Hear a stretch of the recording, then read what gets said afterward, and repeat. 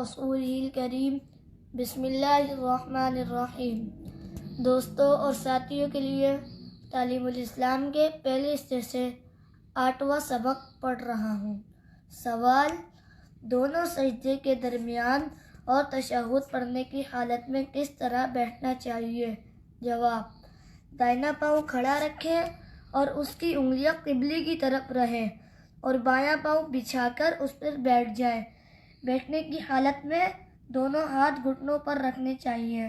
سوال: امام اور منفرد اور مقتدی کی نماز میں کیا کیا فرق ہے؟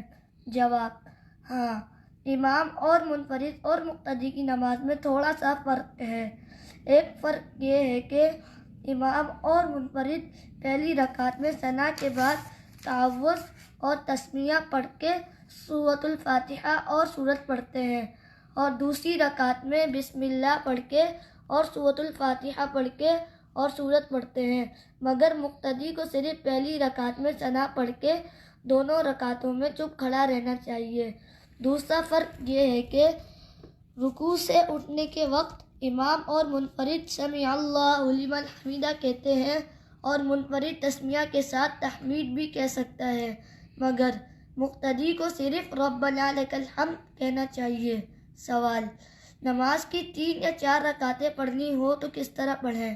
جواب: 2 رکعت تو اسی قاعدے سے پڑھیں جو اوپر بیان ہوا ہے، مگر قاعدہ میں اتحیات کے بعد درود شریف نہ پڑھیں بلکہ اللہ اکبر کہہ کے کھڑے ہو جائیں۔ پھر اگر نماز واجب یا سنت یا نفل ہے تو 2 رکعت پہلی 2 رکعت کی طرح پڑھ لیں، اور اگر نماز فرض ہے تو تیسری رکعت اور چوتھی رکعت میں سورۃ الفاتحہ کے بعد سورت نہ ملائیں، باقی اور سب اسی طرح پڑھیں جیسے پہلی 2 رکعت پڑھی ہیں۔ سوال: نماز سنت یا نفل کی 3 رکعتیں پڑھی جاتی ہیں یا نہیں؟ جواب: نماز سنت یا نفل کی 3 رکعتیں نہیں ہوتی، 2 یا 4 رکعتیں پڑھی جاتی ہیں۔ سوال: رکوع کرنے کا صحیح طریقہ کیا ہے؟ جواب: رکوع اس طرح کرنا چاہیے کہ کمر اور سر برابر رہیں، یعنی سر نہ کمر سے اونچا رہے نہ نیچے ہو جائے، اور دونوں ہاتھ پسلیوں سے علیحدہ رہیں اور گھٹنوں کو ہاتھ سے مضبوط پکڑ لیں۔ سوال: سجدے کرنے کا ٹھیک طریقہ کیا ہے؟